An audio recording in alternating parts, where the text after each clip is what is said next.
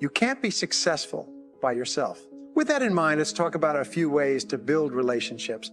Most of these tips are for building business relationships, building contacts, building good working relationships with colleagues, vendors, prospects, future clients, present clients, and past clients, building relationships.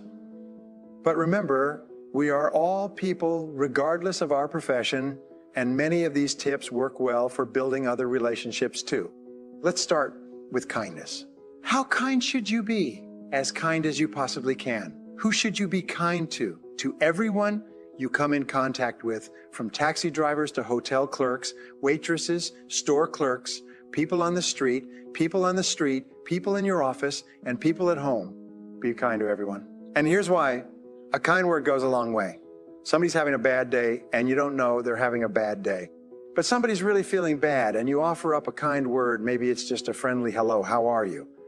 Maybe it's just taking a minute or two to listen to what somebody has to say. But your few words of kindness or your few minutes of attention could turn somebody's day around, might make them feel more worthwhile, cared for. Be generous with your kindness. It'll go a long way. People will remember whether you know them or not. If you're in a crowded restaurant and you're especially nice to the waiter, guess what?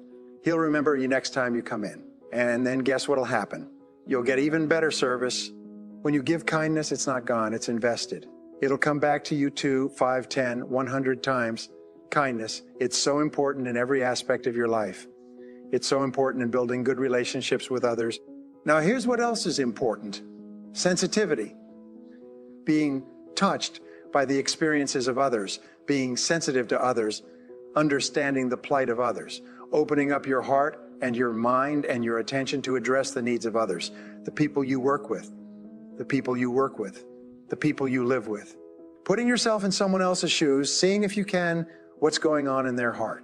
If there's a problem, you've got to be sensitive enough to ask some questions. Not one question, but many questions. Sometimes you won't even get through to the root of the problem until you've gotten 2 or 3 questions deep. Most people won't reveal the problem on the first question. You say, Mary, how are you today? How are things? And she says, well, everything's okay. And you can tell by the way she said it that everything's not okay. And most of us don't want to come right out and say what the real problem is unless 2 criteria are met. Number 1, we're talking to someone we can trust. And number 2, we're talking to someone who really cares. So sometimes it takes that second question, maybe a third and maybe a fourth before trust builds and the person finally understands that you do care. Then they're willing to tell you what's really going on. What's really on their mind? What's really on their mind? Gosh, that saves so much time asking questions up front. Did you ever talk for an hour and then ask a question? Found out that you just wasted the previous hour? Learn to ask questions that will build the trust and communication between you and those you work with. Learn to express, not impress. If you want to touch somebody, express sincerity from the heart. Impress builds a gulf. Express fills a bridge. Identification, you want to be able to relate your thoughts, philosophies, and experiences to someone who'll say, me too, I know what you mean. You don't want the reaction to be, so what? If you're meeting someone for the first time, you're simply getting acquainted, making contact. Here's where you start. Find something you have in common. Find something you can both identify with. Start with where they are before you try taking them where you want them to go. So if you're trying to talk to somebody who's been stricken in the heart and you've had this experience, you can talk about being stricken in the heart and it'll mean something, it'll have substance, it'll have depth. And if you start there and then start building the bridge, you have identification. Then you start building rapport. And when you start building rapport with someone, or when you want to enhance the rapport you have with someone, you need effective communication skills. You'll need the skills that'll help you work better with others to achieve their goals and achieve your goals. You need effective communication skills, patience. Let me give you a few tips on good communication. Because to be able to get along well with others, to be able to work well with others, to be able to work well with others, to be able to live well with others, you must be a good communicator. Number 1, have something worth saying, interest, fascination, sensitivity, and knowledge. Number 2, now that you've got something worth saying, number 2 is say it well. And you've got to be able to translate it so it'll benefit someone. You must have a good delivery system for your substance and knowledge and awareness and understanding and experience. Learn to say it well. And here are some clues on saying it well. Number one, sincerity. The best communication occurs when both people are sincere, one sincerely wishing to learn or listen, and the other sincerely wishing to share. Number two, in saying it well, is repetition. Part of saying it well is simply practicing to say it well. Practice. Part of what I teach in sales training is practice. You start with something simple, and when you don't know much about what you're doing, practice is even more important. Let's say you're in sales and your presentation is not that good, and you wander around saying you wouldn't want to buy this, would you? I'm telling you, maybe if you say that often enough during the day, somebody might say, well, maybe I would. What are you selling? Now you can't say mind your own business. No, once you've opened the door, you've got to go through it. Here's what happens if you practice in sales. You're bound to make sales. Somebody will say, what are you selling? And you've got to tell them. Maybe they'll want it. You're bound to get better. If you practice, you'll get better. You'll get better at your sales presentation. You'll get better at listening to your prospect. You'll get better at listening to your prospect. You'll get better at closing the sale. You'll get better at earning a living.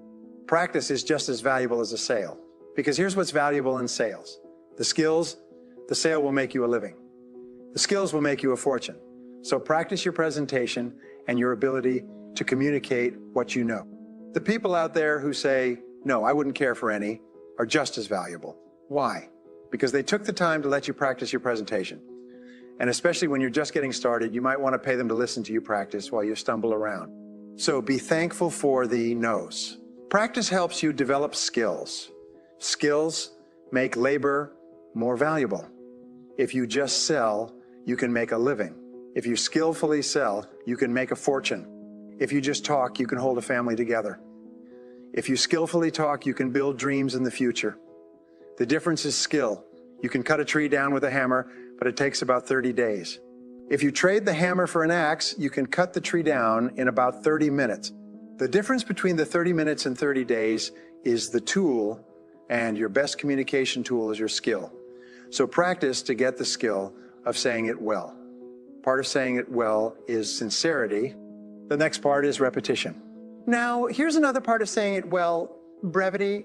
Sometimes you don't need too much, just enough. The more you know, here's what I found out, the more you know, the briefer you can be, because you can learn to make words more effective. Jesus was brief when he was putting his team together. He just wandered around the countryside, and every once in a while, he'd see somebody he wanted on his team and said, you follow me. Now that's short, that's brief. Why could Jesus be so brief and yet be so effective? Here's what I think. For all that he was, that he didn't have to say. For all that he was, that he didn't have to say. When you become bigger, when you become wiser, when you become stronger, you become a person of better reputation. So that when you arrive, maybe your reputation has preceded you, and when you get there, you don't have to say much. You don't have to launch into a 2-hour harangue. If your reputation has preceded you, your reputation will get a lot of the job done for you before you ever arrive. Next is style.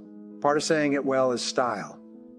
Be a student of style, a variety of styles, then make sure you develop your own. Be a student, but develop your own. Be a student, but develop your own. Don't be someone else. Let someone else influence you, but don't become them. Develop your own style. Here's another tip on saying it well. Vocabulary. You've just got to have a good vocabulary to say it well. Vocabulary, we can only translate for other people with the tools called vocabulary. If you're lacking in vocabulary, then you're lacking in tools to describe some problem or some answer. Words, vocabulary, you can't communicate without them, and you can't communicate without them, and you can't communicate well without a defined vocabulary. Every time you come across a word that's new to you, what should you do? Look it up. Every time you're in a conversation and the other person uses a word that's new to you, look it up. Now, most of the time, you can figure out the meaning of a new word by how it's used.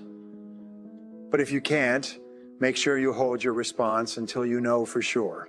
Several years ago, some of my friends took a survey among prisoners, some rehabilitation program they were working on, and they weren't looking for this, but here's what they found. There's definitely a relationship between vocabulary and behavior. Interestingly, this is what they found. The more limited the vocabulary, the more the tendency to poor behavior. Wow, when you stop to think about it for a moment, it makes sense.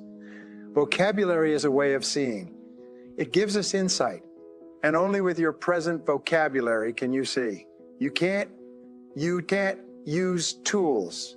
You don't have to see to create light, understanding, awareness, comprehension, perception, vision. You can only have as much vision as your present vocabulary will give you. And if you're limited in vocabulary, then you can't see very well. What if a person could only see the world through a little tiny hole? Can you imagine the mistakes he'd make in judgment? He'd say, here's how it is. And you'd say, no, that's not how it is. The eye says, but I can't see it. How come he can't see it? How come he can't see it? He doesn't have the vocabulary to understand the translation. Now, vocabulary is also what we use as a tool to express what's going on in our heart, what's going on in our head, to translate our questions, translate our answers, our perceptions, what we see, to be able to say it.